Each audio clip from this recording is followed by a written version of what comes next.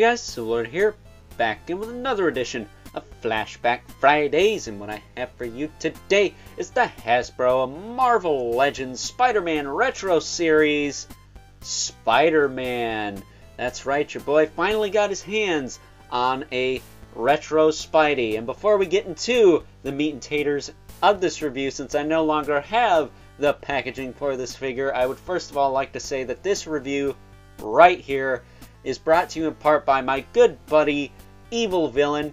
I will leave a link in the description below to his Instagram. Head on over there, give him a follow, let him know Overlord sent you, because without him this review would not be possible. Gave me a really good deal on this figure. I can't thank him enough for that. So moving on from all of that, Spidey does come with a pair of thwip hands, which should just be standard with Spider-Man figures these days, though I don't recall very many of them not coming with these, so that's a plus.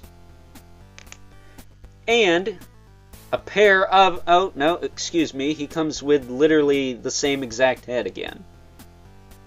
Yeah, my one gripe, my one nitpicky YouTube toy reviewer gripe with this figure, outside of what we're going to be talking about in a minute here, is the fact that he does not come with the wall crawling hands. Now, there are plenty of figures since this guy has come out, since he is a 2020 release, I believe, that come with wall crawling hands that do fit this figure.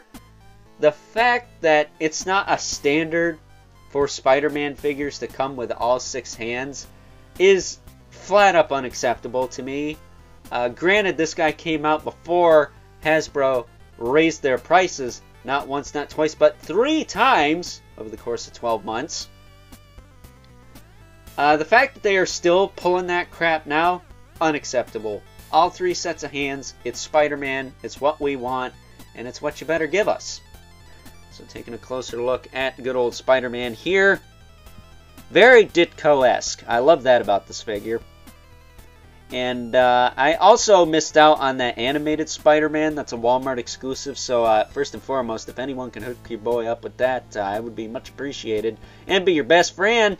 That said, if you did miss out on that, this is a nice stand-in, because I'm sure a lot of people are selling this guy nowadays.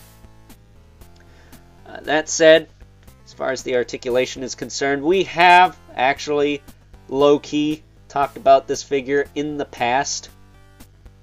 But this is a little bit different. He's got a little bit different stuff going on. So his head is on that same weird double ball peg. He's got the slit on the back of his neck, which he doesn't need, because if I set him here for a minute, why don't we bring in the best example I have handy for a double ball peg on a neck for a figure. Raise the camera up so you can see what I'm talking about here. DC Multiverse Deathstroke. Double ball peg neck. No slit. Looks straight up. Okay? You can see that, I'm sure. Let's move Spider-Man in a little bit. See that a little better? Deathstroke clearly has just about as much range, if not a little more, without that slit. Okay. How about down? Spider-Man's head down. There he is, looking down all the way. And here is Deathstroke. A character that wears a helmet, mind you. Looking down all the way. All you guys saying the disc hinge is all high and mighty, sorry, but you're wrong. This Deathstroke is living proof that when done correctly, a double ball peg in the neck is the way to go. Not to mention, you get the tilt on top of that, and it looks so much more natural. So, thank you, Deathstroke, for being awesome. That said, this is still okay. It's not bad, but it's not great. That said, his tilt, you do get it. And because he does have the double ball peg, still you get a lot more natural movement out of that head than you would have with a disc hinge. That said, it feels like mine has a bit of mole flash on the back of his noggin there, so maybe I will wind up using this head, because this head's all nice and smooth. So that's a thought. I guess it is a good thing he came with that extra head. But at any rate, one other thing I'd like to mention. Here is our blue and red traditional costume, Retro Spidey. Here is the symbiote / black costume version of the Retro Spidey. You notice anything? Anything at all? Might be difficult to see, but this guy's head sits a little lower on the neck because the, I don't know what you want to call it, the peg in between the two ball joints is just a tad shorter than this guy's over here. That or the head just sits more flush on it. Either way, you can definitely see less of a gap between the chin and the shoulders on this guy compared to this guy. Thank you, symbiote / black costume Spider-Man, for being awesome. That said, I haven't really broken down the anatomy of this figure because I was on the high of finally getting a couple of figures with this mold back when I got that symbiote / black costume Spider-Man and the Ben Reilly Spider-Man, who has got the same build as that symbiote / black costume Spider-Man. So, as far as the sculpt is concerned, we already know the head sits too high because of the peg, for the most part. The shoulders sit too low and are too small. This is a pretty beefy Spider-Man. He should have bigger shoulders than that. Not, you know, Captain America or Hulk size shoulders, mind you, but they should be a little bit bigger than that. Like, to give you guys an idea, my shoulders don't hang that low, and I'm skinnier than skinny Spider-Man. So take that for what you will. That, and he does have quite the pair of birth-given hips on him. Like, I can fit my finger in there. Yeah, a little bit awkward in the sculpt department. And if we take a look here, I mean, he's no gold medal either. He's got literally the same build other than the head and neck area being a little different. And I will say, he also lacks the gap in the torso that this guy has. It feels like the torso on this guy and Ben Reilly is a little bit more enclosed. It doesn't have this gap in the back. It's very minuscule, but it makes all the difference. It makes the joints a little tighter in there. So as far as articulation on the rest of this guy is concerned, his shoulders can move out. I mean, they're small and they can't even do a right angle. I mean, I don't know what's up with that. They do rotate all the way around though. He does have a butterfly joint, bicep swivel, double jointed elbow, which does not give you the most range. It's a little over 90, which kind of sucks for a skinny guy. He does have swivel and hinge in the wrist.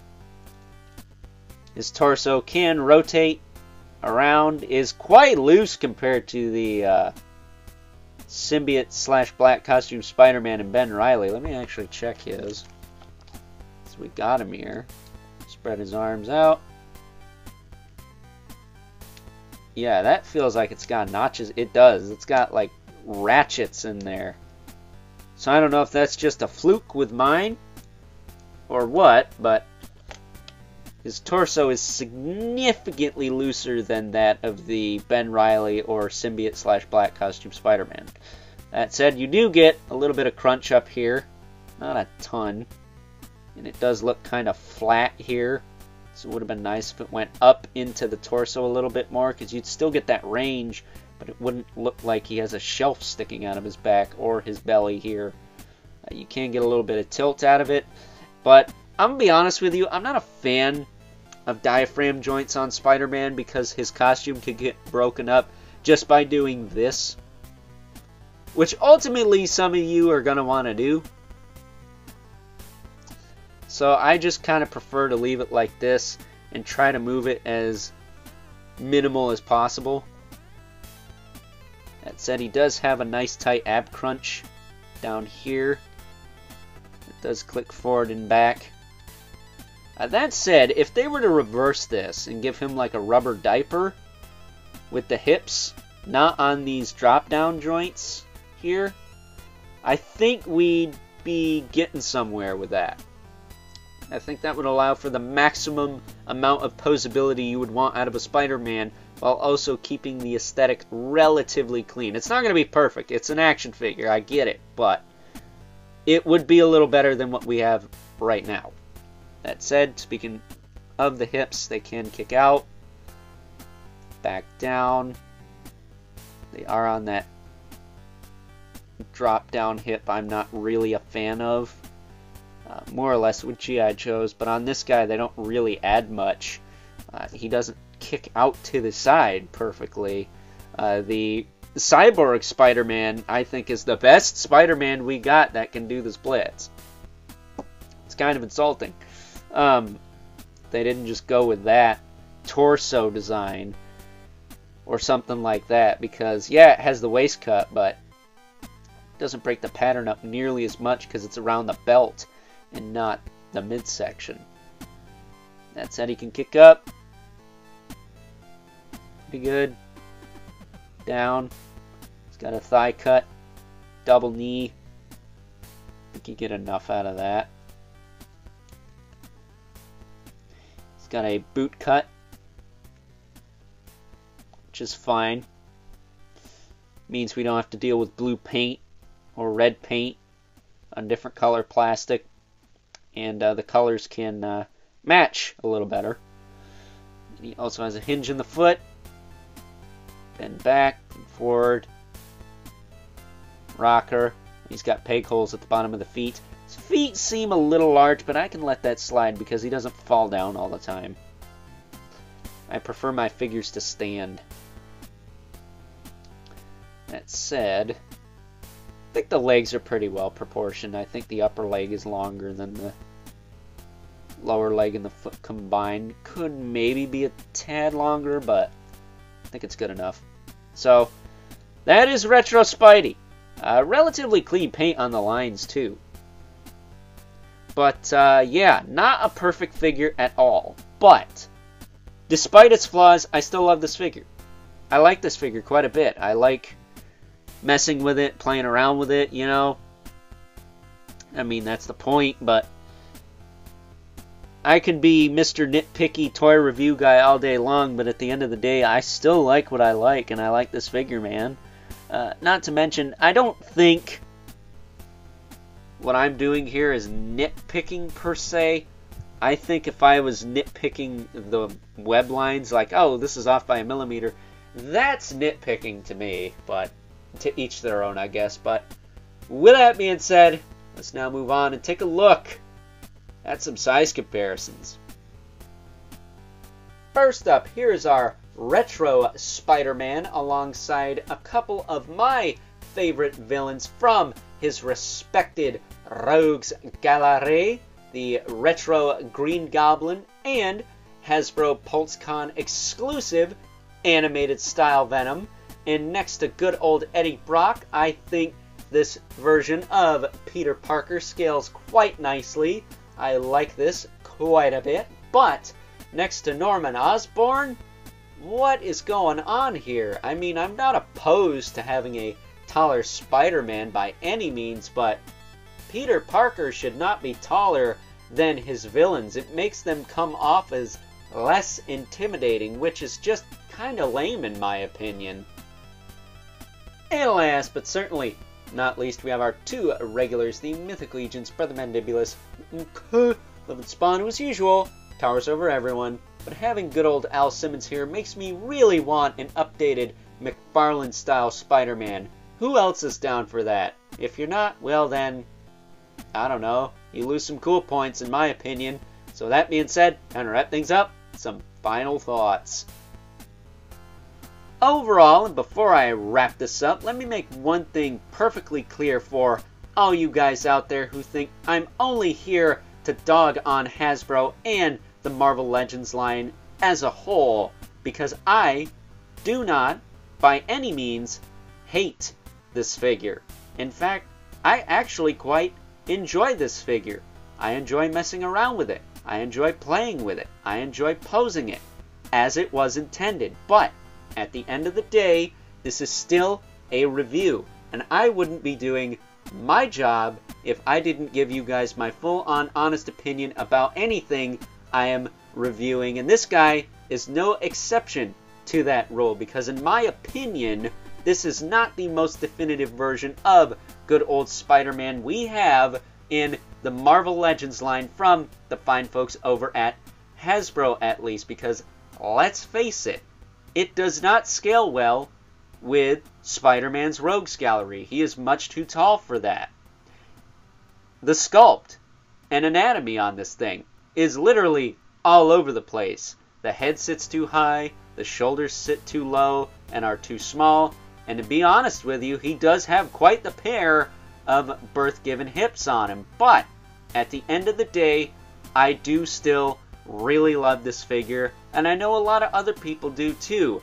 Not to mention, I do have some sentimental attachment to this figure because I got it in a trade with a good friend of mine, so there's that as well. So take that for what you will. I like this figure despite its flaws, and if you can see past that, that's what it's all about, man. So with that being said, I hope you guys enjoyed this review. If you are so inclined, please don't forget to comment, like, subscribe, and hit the bell so you know whenever I upload more reviews like this one. And stay tuned, because next week we're going to be celebrating the 60th anniversary of good old Spider-Man here with a week of nothing but Hasbro Marvel Legends Spider-Man reviews. So I hope you guys are ready for that. Funny that we are kicking off another marathon after we just ended a marathon a week ago, but hey, it's my channel, my rules, and I'm going to do what I want. But if you haven't already, please hit me up on Instagram at Overlord Productions. But as always, keep the comments civil, because the world sucks enough as it is, especially when people just can't get along, man. Over the past month, the toy community has been nothing but endless toxicity. It needs to stop, and y'all need to grow up. And until next time, I'll catch you guys later.